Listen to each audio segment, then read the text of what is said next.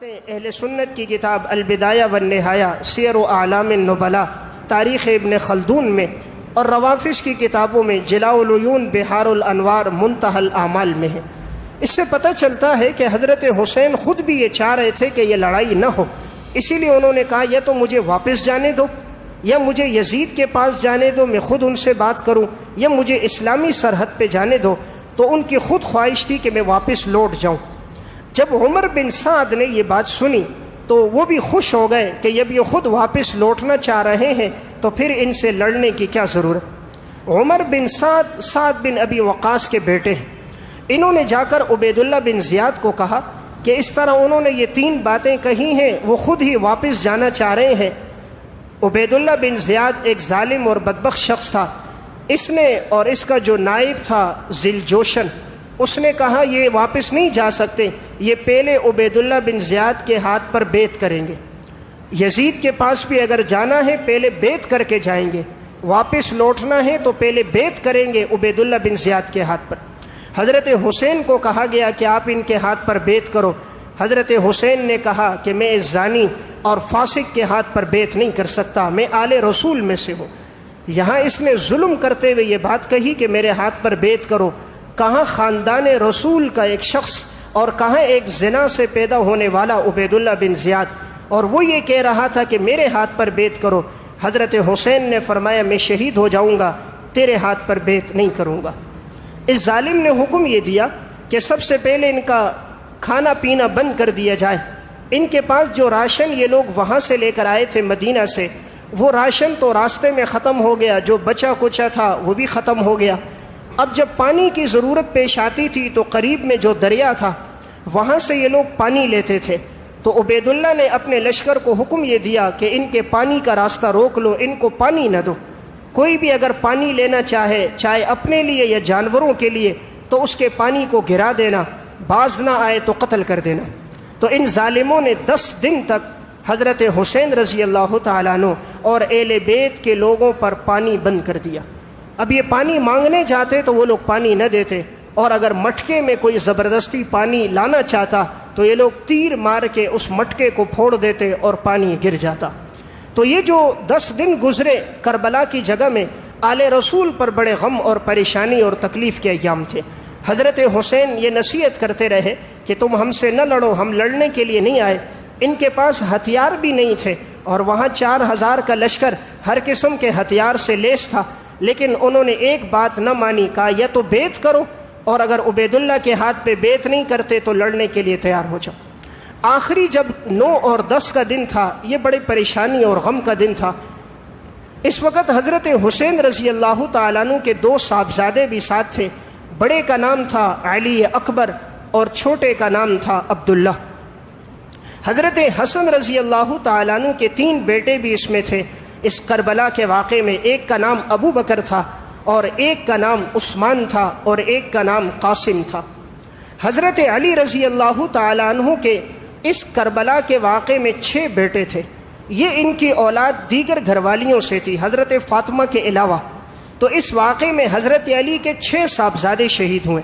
ایک حضرت حسین تھے، ایک جعفر تھے، اور ایک عبداللہ تھے، ایک محمد تھے، ایک ابو بکر تھے، اور ایک عثمان تھے۔ تو حضرت علی کے 6 بیٹے اس میں شہید ہوئے، اور مسلم بن عقیل کے 4 بیٹے تھے، ایک عبداللہ، ایک عبد الرحمن، اور ایک مسلم بن عقیل، یہ عقیل کے بیٹے مسلم بن عقیل، اور ایک ان میں محمد تھے۔ یہ 4 صاحبزادے ان کے اس میں شہید ہوئے۔ یہاں ایک بات سمجھنے کی یہ ہے کہ حضرت علی اور حسنین نے اپنے بیٹوں کے نام ابو بکر، عمر، عثمان کے ناموں پہ نام رکھے تھے۔ اس سے پتہ چلتا ہے صحابہ کو آپس میں بڑی عقیدت اور محبت تھی، اسی لیے انہوں نے اپنی اولادوں کے نام ابو بکر، عمر، عثمان کے ناموں پہ رکھے تھے۔ جب یہ واقعہ شروع ہونے لگا اس وقت حضرت علی اکبر پیاس کی حالت میں تڑپ رہے تھے، اور عمر ان کی 2 سال 2 مہینے 10 دن تھی۔ حالت یہ تھی کہ پیاس میں زبان باہر آ گئی تھی، کیونکہ والدہ کا دودھ بھی نہیں تھا۔ جب ماں کو خوراک نہ ملے تو آخر ماں کا دودھ کیسے ہوگا؟ تو حضرت حسین نے اپنے اس صاحبزادے کو اٹھایا اور کہا ظالموں اسے تو پانی دے دو، لیکن ذل جوشن نے ایک تیر مارا جو ان کے گلے میں لگا، اور اس وقت حضرت حسین کے ہاتھ خون سے تر ہو گئے۔ تو انہوں نے آسمان کی طرف ایک نگاہ ڈالی، کہا یا اللہ انہوں نے ہمیں بلایا، ہمارے ساتھ غداری کی اور ہمارے بچوں کو انہوں نے شہید کر دیا، اے اللہ تو ان سے قیامت تک بدلہ لینا۔ حضرت حسین کی یہ وہ بددعا تھی کہ جو تیر بہدف سامنے ہوئی، آج تک اللہ تعالیٰ پھر ان سے وہ بدلہ لے رہا ہے۔ حضرت حسین نے جب دیکھا کہ بیٹے کی شہادت ہو گئی، خیموں کو یہ لوگ آگ لگانے لگے، تو حضرت حسین اپنے ساتھ حضرت عباس کو لیا۔ یہ عباس حضور کے چچا نہیں ہیں، حضرت علی کے بیٹے ہیں، یہ عمل بردار، ان کے ہاتھ میں جھنڈا تھا، یہ آگے تھے، حضرت حسین پیچھے تھے، دونوں ہاتھوں میں تلوار لی اور اس طرح لڑنے لگے بہادری اور شجاعت کے ساتھ۔ اس طرح ان کے لشکر کے لوگوں کو قتل کرتے جس طرح کوئی گاجر مولی کو قتل کرتا ہے۔ ایک دن میں 88 آدمی ان کے قتل کیے۔ کہاں 10 دن کے بھوکے پیاسے، کہاں مکہ سے کربلا کا اتنا طویل سفر طے کرنا، کہاں اتنی غم اور پریشانیاں، کہاں بچوں کی شہادتیں، کہاں گھر والیوں کی بےزتی ان لوگوں نے کی، خیموں کو آگ لگا دی۔ اتنی غم کی حالت میں اتنی شجاعت اور بہادری، ہاتھوں میں تلوار لے کے لڑتے، دونوں ہاتھوں میں، کوئی آل رسول کے ان کا مقابلہ نہیں کر سکتا تھا، خصوصاً حضرت حسین کا۔ اب انہوں نے دیکھا کہ ان سے لڑنا مشکل ہے۔ حضرت حسین نے ان دنوں میں بھی نماز نہیں چھوڑی، ہر نماز جماعت کے ساتھ ادا کی ہے، تیمم کر کے ادا کی۔ چونکہ پانی تو نہیں تھا تو تیمم کرتے تھے، نماز کا ٹائم ہوتا ہے، انہیں کہتے بس کر دو اب ہم نے نماز پڑھنی ہے۔ جتنے آل رسول کے لوگ ہوتے وہاں نماز پڑھتے۔ آج ہم حضرت حسین کا نام تو لیتے ہیں لیکن نماز نہیں پڑھتے، انہوں نے کربلا کے میدان میں بھی نماز نہیں چھوڑی۔ اور جب 10 محرم کا دن آیا، ظہر کی نماز کا وقت تھا، تکلیف اور پریشانی بہت بڑھ چکی تھی، انہوں نے ظہر کی نماز کا ارادہ کیا۔ جیسے ہی سجدے میں گئے تو ذل جوشن نے اور سنان ابن عمر نے، ان بدبختوں نے ایک تیر مارا، وہ تیر حضرت حسین کی تھوڑی میں لگا، یہ سجدے کی حالت میں تھے، دوسرا تیر ان کی گردن میں لگا۔ چونکہ بھوک کی حالت تھی اور اتنے 10 دنوں سے لڑ رہے تھے، غم سے نڈھال تھے، پریشانیوں سے نڈھال تھے، تو سجدے سے سر نہ اٹھا سکے۔ سجدے کی حالت میں ہی حضرت حسین رضی اللہ تعالیٰ عنہ کی شہادت ہو گئی۔ تو یہ سنان ابن عمر اور خولی ابن یزید، یہ ظالم آگے بڑھا اور حضرت حسین رضی اللہ تعالیٰ عنہ کے گلے کو کاٹ دیا۔ جب آپ کا یہ گلا کاٹا گیا تو اس وقت حضرت زینب موجود تھیں۔ حضرت زینب حضرت حسین کی بہن ہے، انہوں نے جب یہ دیکھا ان سے برداشت نہ ہوا، کیا تمہارا دل اس پہ ٹھنڈا نہیں ہوا؟ تم نے میرے بھائی کا اب گلا بھی کاٹ دیا۔ تو انہوں نے اس موقع پر بھی بددعا کی تھی۔ جب حضرت زینب جا رہی تھی تو انہوں نے دیکھا تھا کوفہ کی عورتیں باہر نکل گئیں، اپنے سینوں کو پیٹ رہی تھی اور غم کر رہی تھی، یا حسین یا حسین۔ تو حضرت زینب نے اس موقع پر تاریخی خطبہ دیا جو البدایہ والنہایہ میں بھی ہے، بحار الانوار میں، کہا خطوط تم لوگوں نے لکھے، بلایا تم لوگوں نے، ساتھ بھی چھوڑ دیا، قتل بھی کر دیا، اور اب ماتم بھی کر رہے ہو، یا حسین کہہ رہے ہو۔ تو حضرت زینب نے اس وقت جھولی پھیلائی، آسمان کی طرف ایک نظر ڈالی، کہا اے اللہ قیامت تک یہی ہاتھ ہو، یہی سینے ہو اور یہ لوگ اپنے آپ کو پیٹتے رہیں۔ تو یہ حضرت زینب کی بھی وہ بددعا تھی، اور اسی طرح زین العابدین کی۔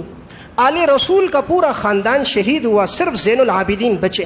یہ حضرت حسین کے صاحبزادے علی اصغر جسے زین العابدین کہا جاتا ہے، صرف یہ بچے تھے، یہ بیمار تھے، اس کو چھوڑا گیا۔ وہ بھی حضرت زینب نے ان کے اوپر اپنی چادر ڈال دی تھی، کہا اگر کسی نے اس کو قتل کیا تو پہلے مجھے قتل کرے گا۔ کہا تم نے حضور کی نسل کو ختم کر دیا، کسی کو تو چھوڑو تاکہ نسل باقی رہے۔ تو آگے جو حضور کی یہ نسل چلی ہے وہ زین العابدین سے چلی ہے۔ امام باقر اور امام جعفر صادق یہ سب زین العابدین کے اولاد میں پیدا ہوئے۔ تو زین العابدین نے بھی جب دیکھا کہ یہ عورتیں اور مرد باہر نکل کر غم کر رہے ہیں تو زین العابدین نے بھی کہا تھا کہ تم لوگوں نے ہمیں بلایا، شہید کیا، اور اب تم اپنے آپ کو پیٹ رہے ہو۔ اس موقع پر انہوں نے بھی کہا اے اللہ تو ہی ان سے بدلہ لینا۔ جب حضرت حسین کا یہ سر مبارک کاٹا گیا تو سنان ابن عمر اور ذل جوشن نے یہ سر لیا اور عبید اللہ بن زیاد کے پاس لے کر گئے تاکہ ہمیں وہ ظالم انعام دے دے گا۔ عبید اللہ بن زیاد نے اپنے سامنے جب حضرت حسین کے سر کو رکھا، اس کے ہاتھ میں ایک چھڑی تھی، حضرت حسین کے ہونٹوں پہ وہ چھڑی مارنے لگا۔ زید ابن ارقم اس موقع پر موجود تھے، اس نے کہا اے ظالم اس چھڑی کو ہٹا دے، ان ہونٹوں پر میں نے حضور کے ہونٹوں کو لگتا دیکھا، ان ہونٹوں پر میں نے حضور کے ہونٹوں کو لگتا دیکھا ہے، یہاں سے چھڑی ہٹا دے۔ تو پھر اس وقت عبیداللہ بن زیاد نے چھڑی ہٹا دی تھی. یہ وہی ہونٹ تھے کہ آپ صلی اللہ علیہ وسلم جن کا بوسہ لیتے تھے. حضور نے ان کو ایک دفعہ اٹھایا تھا، حسنین کو، چادر ڈالی ہوئی تھی. اسامہ بن زید کہتے ہیں دائیں طرف حسن تھے، بائیں طرف حسین تھے. آپ نے فرمایا تھا اے اللہ، اللہم انی احبہ فاحبہ، اے اللہ میں ان سے محبت کرتا ہوں، تو بھی ان سے محبت کر، اور قیامت تک جو ان سے محبت کرے تو اس سے بھی محبت کر. آپ صلی اللہ علیہ وسلم نے فرمایا تھا سیدہ شباب اہل الجنہ، جنت کے نوجوانوں کے سردار حسن اور حسین ہیں. آپ نے فرمایا تھا جنت کے 2 پھولوں کو کسی نے دیکھنا ہے وہ حسن اور حسین کو دیکھ لے.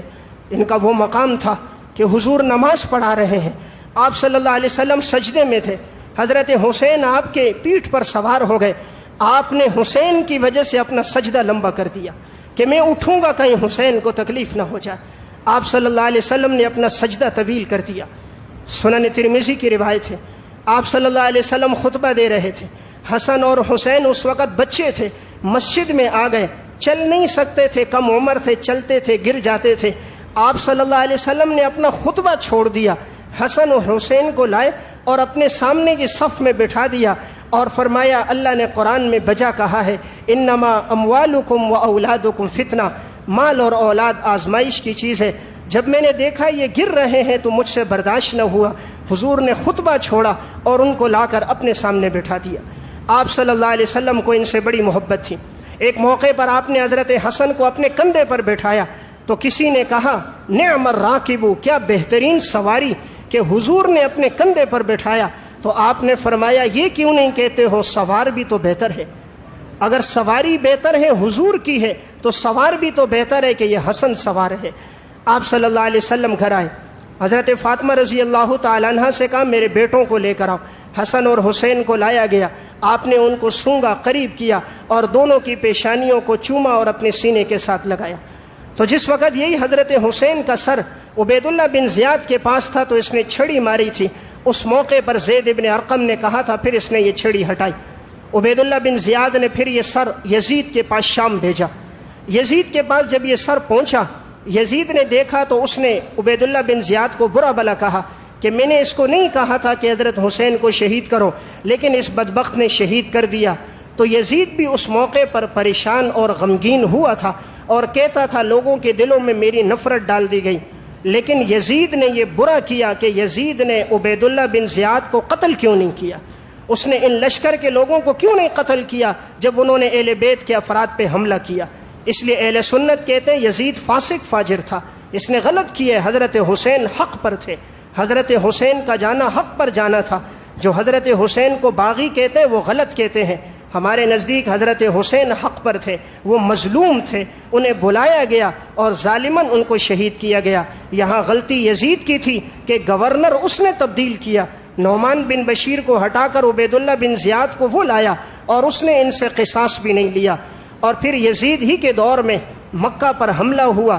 جب عبداللہ بن زبیر کے ساتھی اس کے ہاتھ پر بیت نہیں کر رہے تھے تو جبل ابی قبیس پر منجنیق فٹ کر کے پتھر مارے گئے، بیت اللہ کی دیواریں اس میں گر گئی تھی.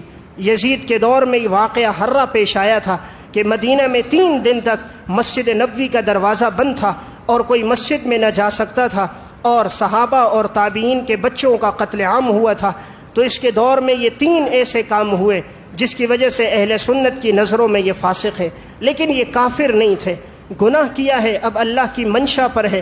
اللہ غفور الرحیم، چاہے تو معاف کر دے، چاہے تو اللہ سزا دے. یہ کافر نہیں تھے، لعنت کرنا درست نہیں ہے. یہ کام انہوں نے غلط کیا اور ان کے مقابلے میں حضرت حسین حق پر تھے. لیکن اب اس واقعے کی آڑ میں حضرت ابو بکر عمر کو برا بھلا کہنا، حضرت عثمان کو گالیاں دینا، یہ تو بالکل جائز نہیں ہے. ابو بکر اور عمر تو اس واقعے سے 35 سال پہلے دنیا سے جا چکے. واقعہ 61 ہجری میں پیش آیا. ابو بکر صدیق کا انتقال 13 ہجری میں ہوا. حضرت عمر کی شہادت 24 میں ہوئی. حضرت عثمان کی 35 ہجری میں ہوئی. یہ لوگ تو پہلے دنیا سے جا چکے تھے، ان کا اس واقعے سے کوئی تعلق نہیں ہے. اس لیے اس واقعے کی آڑ میں صحابہ کو برا بھلا کہنا اس کی قطعاً اجازت نہیں. ہم سب صحابہ سے محبت کرتے ہیں، صحابہ ہمارے ایمان کا حصہ ہے، ہماری نجات ان پر موقوف ہے. اس لیے ان کے مقابلے میں یزید کو امیر المومنین کہنا غلط ہے، بلکہ حضرت حسین حق پر تھے۔ اور جتنے لوگ اس واقعے میں شریک تھے جنہوں نے حضرت حسین اور اہل بیت پہ حملہ کیا تھا، اللہ نے سب کو دنیا میں سزا دی۔ وہ سزا اس طرح دی کہ یہی جو عبید اللہ بن زیاد تھا، ایسا ہوا کہ اس کا سر رکھا ہوا تھا اور ایک سانپ کہیں سے آیا، عبید اللہ بن زیاد کے ناک کے نتنوں میں داخل ہوا، کان سے نکلا، منہ میں داخل ہوا، ناک سے نکلا۔ تو جو اس نے حضرت حسین کی لاش کی بے حرمتی کر رہا تھا، تو اللہ نے دنیا میں اس کو بھی رسوا کیا ہے۔ اور پھر جتنے لوگ اس میں شریک تھے، عمر بن ذوالجوشن تھا، سنان ابن عمر تھا۔ 5 سال کے بعد مختار بن ابی عبید ثقفی کا دور آیا، اس نے حضرت حسین کے ایک ایک قاتل کو پکڑ کے قتل کروا دیا۔ اس نے کہا تم نے اہل بیت پہ حملہ کیا تھا، اور جس بدبخت نے حضرت حسین کا گلا کاٹا تھا، سنان بن عمر اور ذوالجوشن نے، مختار بن ابی عبید نے انہیں لایا اور انہیں گدھے کی کھال میں بند کیا اور پھر ان کے جسموں کو جلا دیا۔ جلانے کے بعد گھوڑوں کی ٹاپوں سے انہیں رون دیا تاکہ آنے والے لوگوں کو پتہ چلے جو آل رسول پہ حملہ کرے گا اس کا یہ انجام ہوگا۔ تو ان میں سے کوئی بھی باقی نہ بچ سکا، جتنے لوگ تھے سب کو دنیا میں سزا مل گئی۔ اب اس واقعے میں ہمارے لیے عبرت کا کیا سامان ہے؟ واقعے میں ہمارے لیے درس یہ ہے کہ اگر ہمیں بھی اسلام کی آبیاری کے لیے، دین کی سربلندی کے لیے اپنی جان، اپنے بچوں کی جان کا نذرانہ پیش کرنا پڑے، تو حضرت حسین کے نقش قدم پر چل کر ہمیں بھی ہر وقت اس کے لیے تیار رہنا چاہیے۔ حضرت حسین سے مقدس خون دھرتی میں کسی کا نہیں تھا، لیکن جب وہ خون اسلام کے لیے بہا ہے تو میرے اور آپ کا خون ان سے زیادہ قیمتی نہیں ہے۔ اسلام کی آبیاری پانی سے نہیں ہوتی، اسلام کے درخت کی آبیاری خون کے ذریعے سے ہوتی ہے۔ حضرات صحابہ اور سلف نے خون کے نذرانے دیے، تب یہ اسلام کا پرچم لہرایا۔ آج 1400 سال بعد یہ اسلام جو ہم تک پہنچا، اور الحمدللہ اس وقت 2.25 ارب مسلمان دنیا میں ہیں، تو یہ کسی قربانیوں سے ہیں۔ انہی کے لیے آپ نے اپنے دندان مبارک شہید کروائے، طائف میں آپ کو پتھر لگے، خود کی کڑیاں آپ کے رخساروں میں لگیں، صحابہ کی شہادتیں ہوئی۔ یہ درس دینا تھا امت کو، اسلام کی آبیاری کے لیے اگر تمہیں بھی قربانی دینا پڑے تو تم بھی ہر قسم کی قربانی کے لیے تیار رہو۔ اب یہاں 2 باتیں عرض کر کے میں بات ختم کرتا ہوں۔ حضرت حسین کی شہادت ایک بہت بڑا واقعہ ہے، لیکن اسلام ہمیں اس پر صبر کا درس دیتا ہے۔ قرآن کریم میں اللہ تعالیٰ فرماتے ہیں، یا ایھا الذین آمنوا استعینوا بالصبر والصلاۃ ان اللہ مع الصابرین۔ اے ایمان والو، نماز کے ساتھ، صبر کے ساتھ اللہ کی مدد طلب کرو، یقیناً اللہ صبر کرنے والوں کے ساتھ ہے۔ واقعہ بہت بڑا ہے، لیکن اسلام ماتم کی اجازت نہیں دیتا، اسلام سینہ پیٹنے کی اجازت نہیں دیتا، اسلام بالوں کو بکھیر دینا، کوئلوں پر انگاروں پہ چلنا، اسلام اس کی اجازت نہیں دیتا۔ اس لیے کہ اگر اسلام میں ماتم ہوتا تو دین اسلام کی تاریخ میں کوئی دن ایسا نہیں ہے جس دن کسی نے اسلام کے لیے اپنی قربانی نہ دی ہو۔ ہر دن اسلام کی تاریخ کا، ہر مہینہ ایسا ہے جس میں کسی نہ کسی نے دین کے لیے قربانی دی ہے۔ اس لیے اگر یہ درست ہوتا تو حضرت حمزہ کے لیے ماتم ہوتا، جن کے جسم کے 17 ٹکڑے کر دیے گئے تھے۔ اسلام میں اگر یہ ہوتا، حضرت عمر فاروق کی شہادت پر ہوتا، عثمان غنی کی شہادت پہ ہوتا کہ 40 دن تک جن کا کھانا پینا بند کر دیا گیا تھا۔ ماتم ہوتا تو نبی اکرم صلی اللہ علیہ وسلم کی وفات پہ ہوتا کہ جن سے بڑا مقام کائنات میں کسی کا نہیں ہے۔ بعد از خدا بزرگ تو ہی قصہ مختصر، رب کے بعد جس کا مقام ہے وہ نبی اکرم صلی اللہ علیہ وسلم کی ذات ہے، لیکن جب حضور کے لیے نہیں ہے تو کسی کے لیے نہیں ہے۔ حضور نے فرما دیا ہے، لیس منا من ضرب الخدود وشق الجیوب ودعا بدعوى الجاہلیہ۔